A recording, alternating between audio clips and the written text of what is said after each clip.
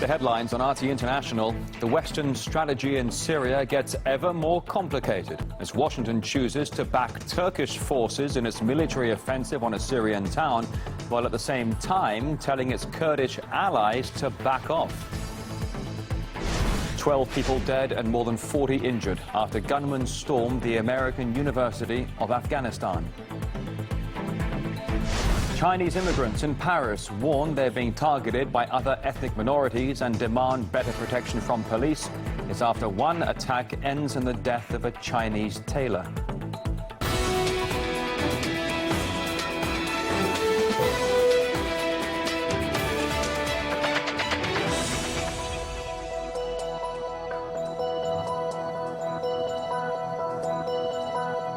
Just turning midday here in Moscow. Thanks for joining us on RT International. We have your latest worldwide headlines. The Syrian city of Jarablus on the border with Turkey has been liberated from Islamic State after Ankara launched a large-scale military operation against the terror group. The assault began at dawn on Wednesday when Turkish special forces backed by tanks and jets crossed the Syrian border. 70 ISIL targets were hit in the first few hours, according to local media. The terrorists ultimately forced to flee the city. Now, the UN has urged Ankara to adhere to the rule of law while conducting the operation. And it comes as the US confirms it is assisting Turkey's anti-ISIL campaign in Syria.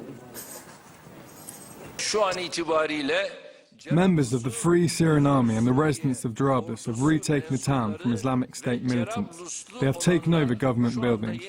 According to the news we're getting, Islamic State had to flee Jarablus. We strongly support what the Turkish military has organized and done. We've been flying air cover for them. However, the Turkish president has insisted that along with ISIL, the operation will also target America's allies, the Kurds. Now, the Kurds ultimately are supported by the US. And as we'll show you on the map, only the Euphrates River now divides Turkish and Kurdish forces. We'll show you here as we zoom in the Euphrates River for you now. Washington insists that the Kurds must withdraw back across the river to their own community, or America will stop supporting the Kurds. Now, Ankara is targeting the Kurdish fighters, who they call terrorists. The Kurds recently helped America liberate the Syrian city of Manbij, and American soldiers have even been seen fighting alongside their so-called Kurdish brothers. I love my YPG brothers, my YPGA sisters.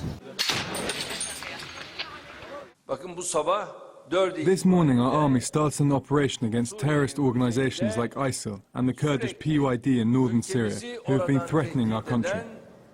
Our Washington correspondent Gayane Chichikan raising this issue with the US State Department. The U.S. supports Turkey's operations in Syria, even though the Turkish president says he's going to go after not only ISIL, but also Kurdish fighters in Syria, the very Kurdish fighters whom the U.S. had supported. What would you say to those Kurds in Syria who believe they're being abandoned by the U.S.? Okay. Well, I would dispute views that they feel that they're being abandoned. We have been very clear on our support. These have been tremendous fighters against our common enemy, which is Daesh. It's a complex issue. It's a fast-moving issue.